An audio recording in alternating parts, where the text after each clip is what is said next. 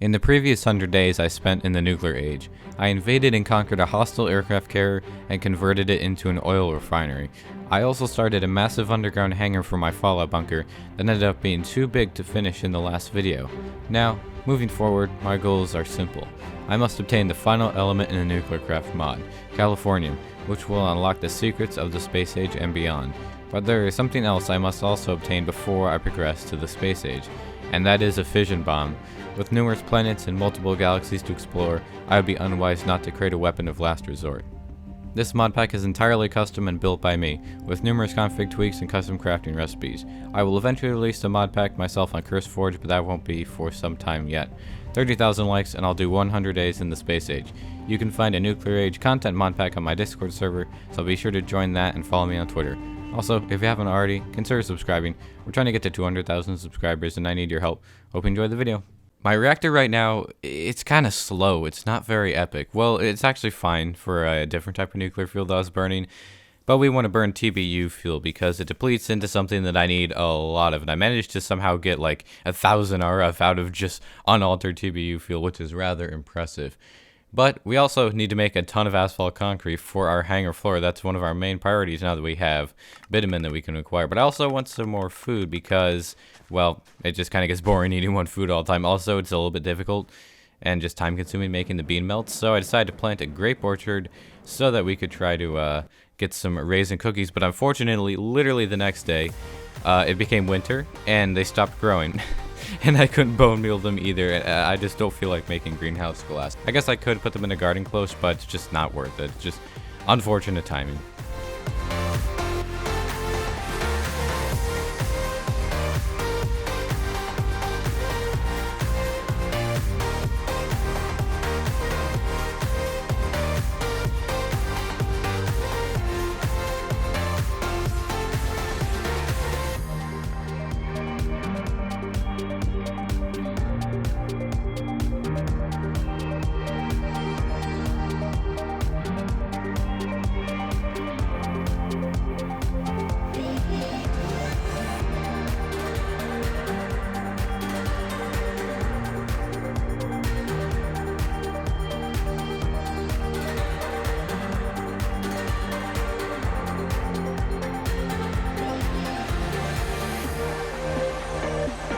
Entire floor of the hangar except for the asphalt concrete is all done, but at least we have a lot more concrete than we did before down. And I also finally got around to making a metal press. It took us over 200 days to get there, but I did it eventually. Of course, we're not actually using it to make plates. That would be kind of cringe. No, we are going to use it to compress ore pieces into like the ore chunks, which just like turns into ore. It's basically just an ore under a different name.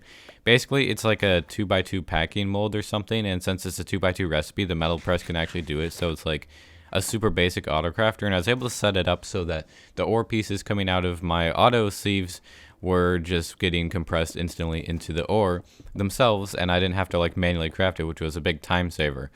I also finally finished the back wall of my machine room because I decided what I was going to do in terms of expanding out in that direction. But I did have to make some more sausage bean mills because we don't have cookies yet. Unfortunately, we're not going to get grapes for a while. On day 211, I put in all the hempcrete that we need in our hangar, and on day 212, I started digging out a new hallway going out of the back of our current machine room. And basically where it's going to go is to this big circular room that's going to have some other openings to hallways to other machine rooms leading off of it because I need more room for certain machines. We already ran out of room in the first machine room.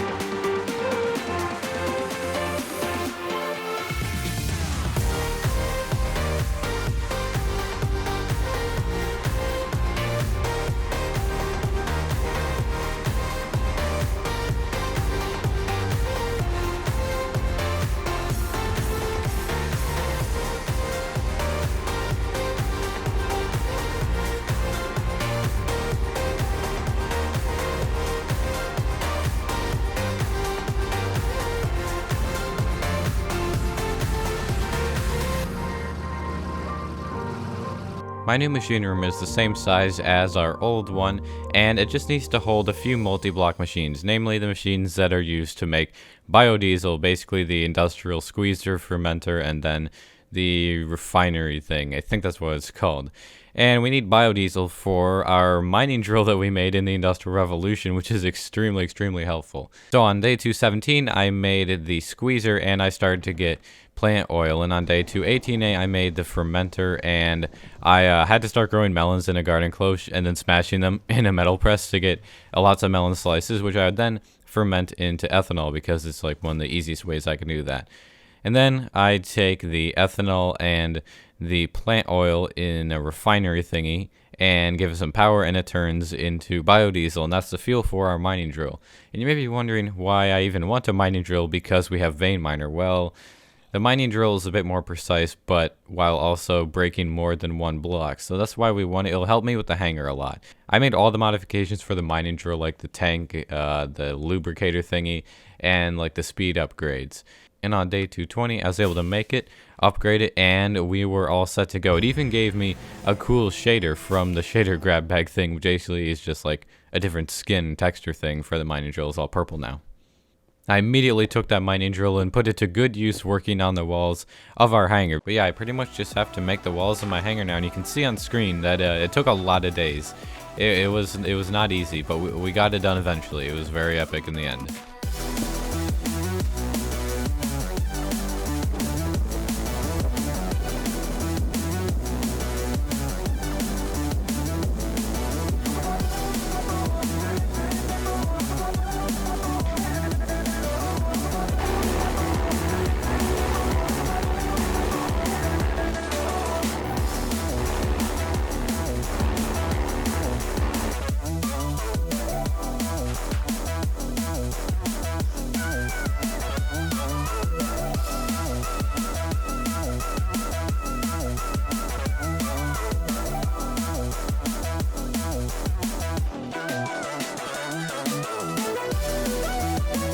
At one point I had to go gather a bunch of logs to make into sticks for framed stairs, which I need for my hangar walls, but it was a blood moon when I went, meaning it wasn't safe to land until the morning, and I had to circle in my plane all night long.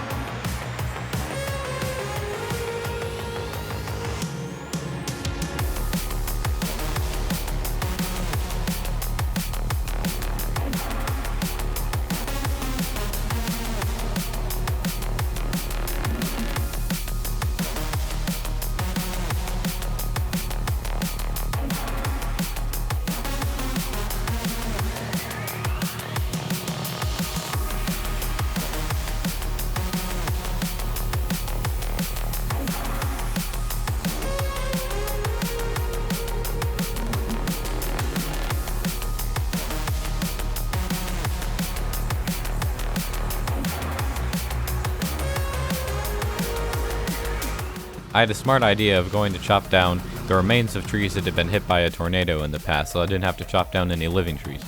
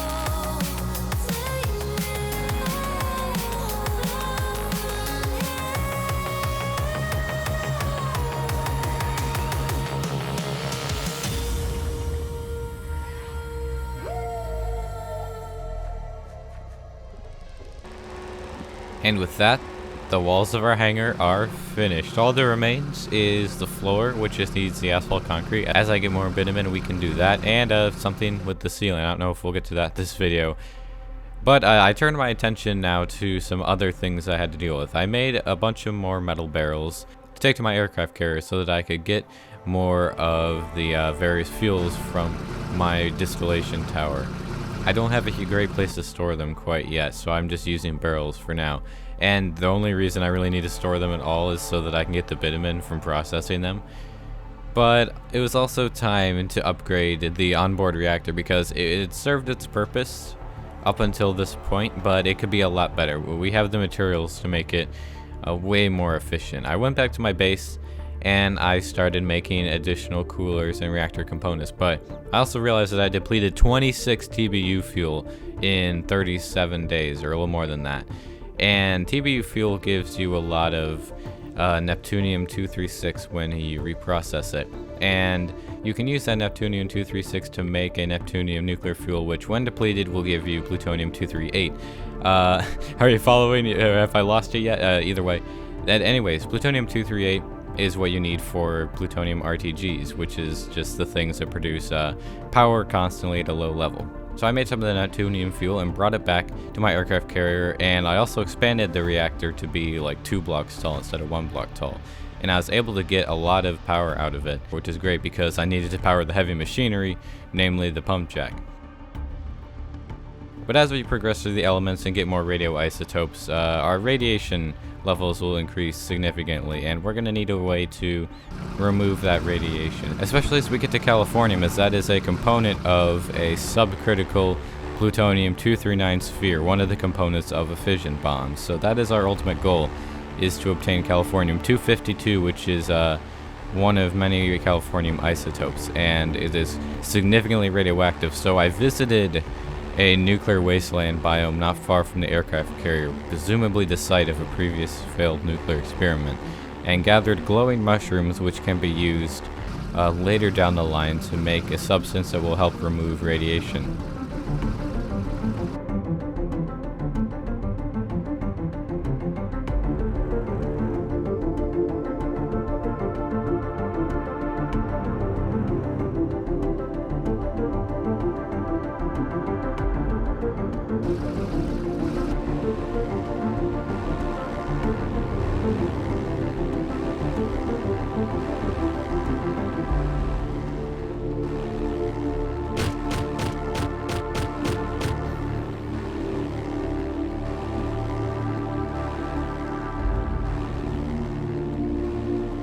And then I ran out of fuel on my way home.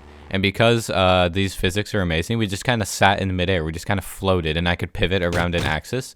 But we just kind of hovered. It was pretty cool. Yeah, so I kind of wish that the plane would just fall out of the sky when it runs out of fuel. But no, apparently you have to get out of the plane yourself when it runs out of fuel. And then it falls down. Then it remembers that gravity exists. Luckily, most of the mobs are already dead, and I was able to take care of them pretty easily, and then the plane crashed in front of me. Luckily, it didn't get that damaged, I guess, and it's easy to fix. But when I returned to my base, finally, I obtained my first bit of curium, which came from a piece of depleted plutonium fuel, which had been burned at the carrier. Now we are only one step away from obtaining californium. We need to make this one specific piece of curium nuclear fuel, which requires more than what we have now, but once we make it and deplete it, we will get californium-252 and be able to make a subcritical sphere. I also made a ton of asphalt concrete with all the bitumen that I brought back, and I was able to complete a lot of the hangar. And I was able to cover up the stupid ravine that I fell into like 3 different times. I think I cut out all of them, but yeah, I fell down there quite a few times. Don't worry about it, it's fine. And then on the evening of day 243, I returned to my aircraft carrier because I still have some work to do there. I want to expand the storage, or actually make storage to begin with, for the various like refining products. So I had the idea to make some tanks, like 3 of the large fluid tanks, and I wanted to put them somewhere down below in like the lower levels of the carrier. And I realized there is enough room, especially with the carrier being widened 1 block like I did in the last video. There's definitely enough room where we can fit these, and they can go down the middle of the front of the carrier and just barely not go through the runway, I guess. So we'll be able to store a lot of stuff there. But then I discovered that my Spitfire was gone. Again. This happened in the first 100 days, and it was super annoying, especially because I had to run all the way back to my house or my bunker to remake it. I'm not going to show me remaking it because I've already shown it several times, but it was a pain to have to remake that. I also started making niter in my manufactory from sandstone and used it to make gunpowder because there's a nice crafting recipe for that. And I needed the gunpowder for ammo for the gun boxes things for the Spitfire because it takes a lot of gunpowder and iron. But the next few days I finished my big fluid tanks on the carrier, one for gasoline, diesel, and lubricant. Eventually I was able to sort out a pipe to connect from the distillation tower all the way over to my tanks, and I had to sort out lubricant going in all 3 tanks instead of just into one. But once I figured it out, I was able to get them all like separated into their individual tanks so they'd input correctly. And when I got back to my base the next day, I made an automatic lubricator, which basically just, well, speeds up machines when you connect it to a few different types of machines like the crusher, and you give it lubricant, increases it by like 25% speed, which is pretty good, especially for the crusher because I have to run it almost constantly. It does use a lot of lubricant though, and that's like the smallest amount of stuff that we get from the distillation tower, unfortunately. The cool thing though is that the next day it was summer, and that meant that my grapes were finally ready to be bone mealed and harvested, and I could make my raisin cookies at last. Although I don't actually have eggs right now. I don't have an egg farm, so I had to purchase some chicken spawn eggs from my market thing and create an egg farm. We're not actually going to farm the chickens, we just want to farm the eggs from the chickens, so I stuck it in my second machine room. So I'm almost out of storage room in my current chest setup, especially with my different ingots from all like the different metals that I have. I have a lot of those, especially because they're automated, so I had to start on a dedicated storage room, and it's mainly just going to hold a bunch of compacting storage drawers. The cool thing about these is if you put in, let's say, an iron ingot, you can take out iron blocks or nuggets, so like it doesn't give you more of what you already have, but it just allows you to take it out in a different form. That's why it's a compacting storage drawer. So it's super nice, and also with the drawer controller, I can just right click on the controller to put in stuff in the other drawers as long as they actually exist there. And once I had a bunch of room to store the processed ores, I dumped a ton of the ore I'd been saving into my crusher to start turning into the powder, which can then be smelted into the ingots. I also went on a quest to obtain my 2 favorite modded Minecraft building blocks that I've encountered so far, which we're going to use to decorate the storage room, those being olive wood planks and ironwood logs, both from Rustic.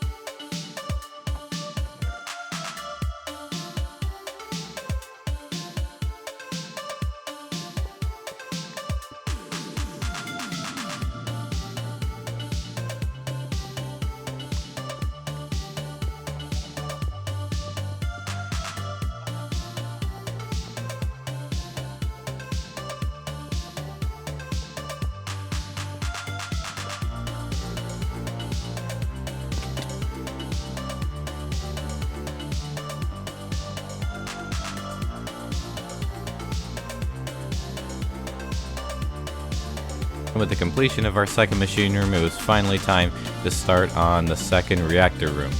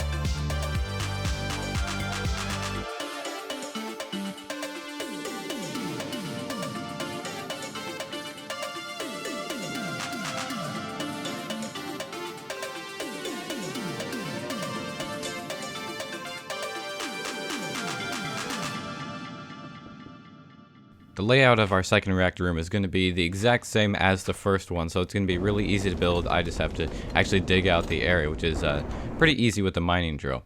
I also was accumulating more plutonium-238 during the time that I was building other stuff, so I was able to make a few more plutonium RTGs to take to the carrier, and we can just get an extra 200 RF per tick with literally no cost or upkeep or anything just from those.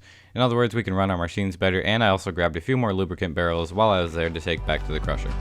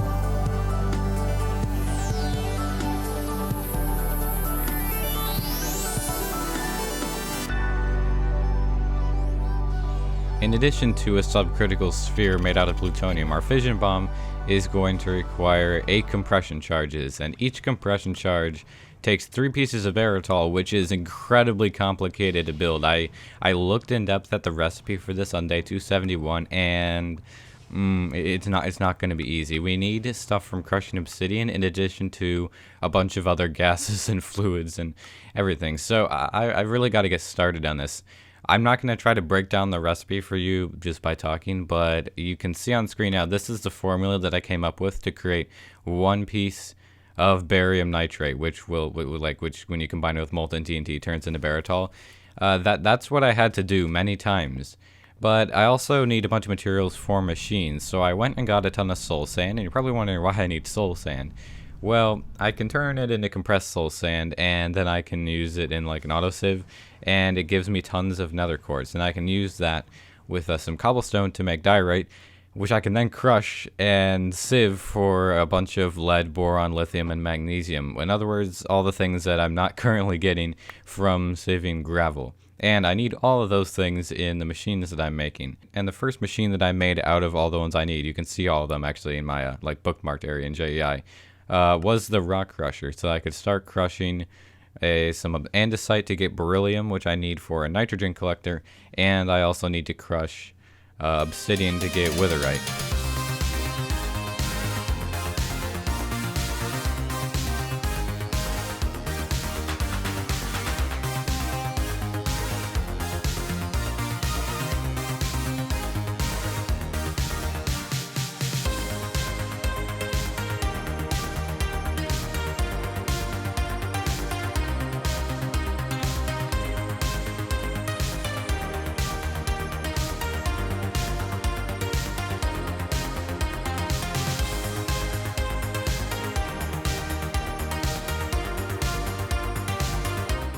Luckily, getting large quantities of obsidian is pretty easy with vein miners, so I spent about a day and a half or something just getting as much obsidian as I could easily, and I started putting it into the rock crusher and then crushing it. I also finished off the tower for my new reactor. It's the decorative cooling tower, air quotes, so you can't actually see.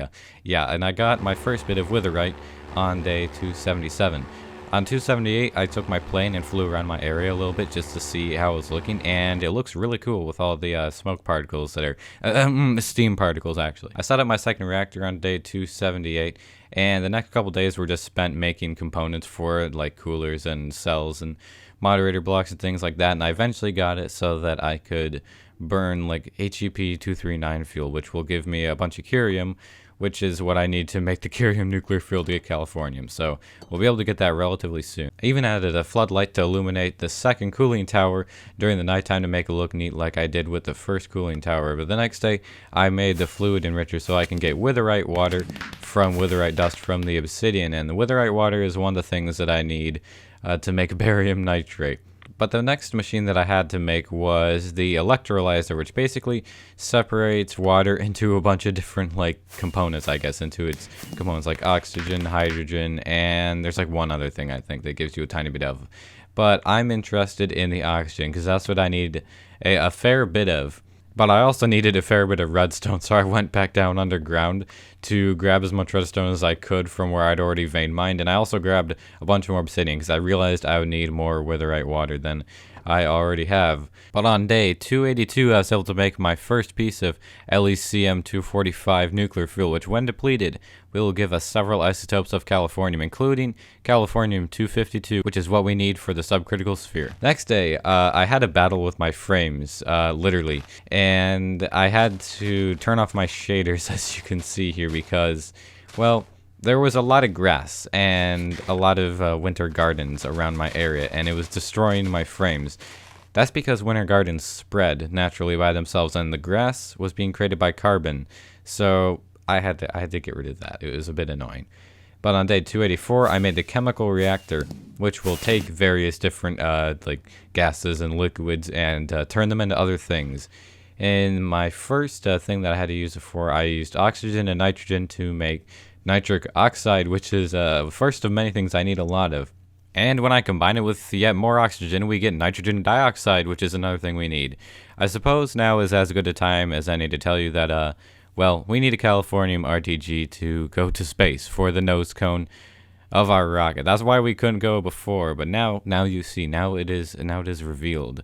I had to take my nitrogen dioxide that I got and combine it with water to turn it into nitric acid, which also gives us nitric oxide as a byproduct, which I can reuse, which is convenient. But I also realized at this point that I would need a huge amount of oxygen. If you remember the formula that I showed a little while back, you'll see what I mean. So I had to make 3 more electrolyzers, and I made a quad oxygen producing facility. But I was unsuccessful in managing to auto output the excess hydrogen into the tank from the electrolyzers. I don't know what the deal was.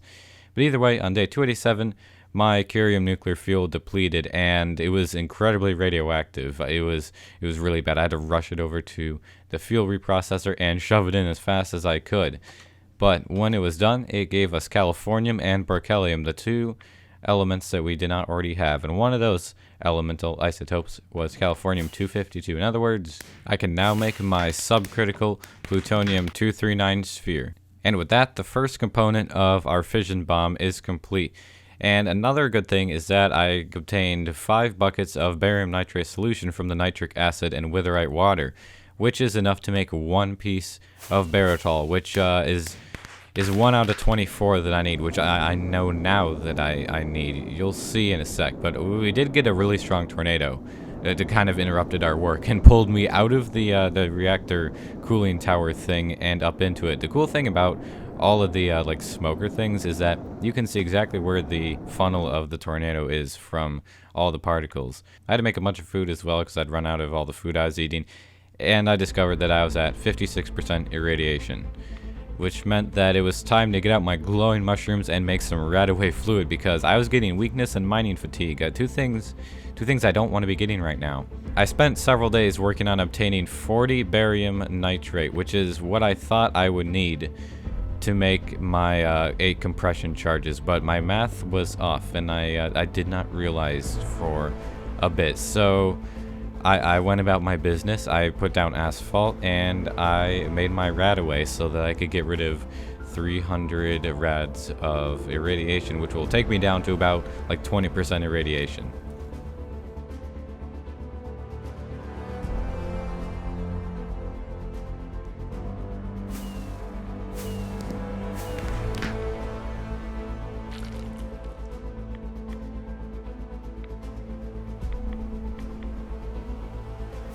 And on day 296, I made the melter to melt down TNT. I know I was going slowly. I thought I had everything I needed. I took a brief look at the crafting recipe again for the compression charge, and I realized that I miscalculated. I needed 120 barium nitrate, and I had 40.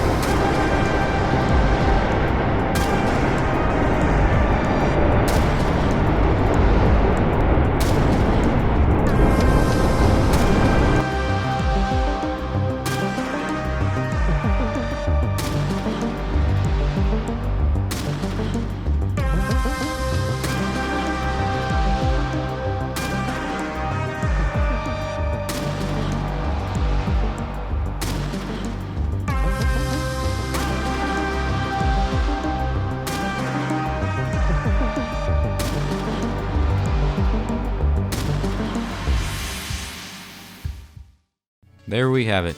300 days in the nuclear age, or 301 days.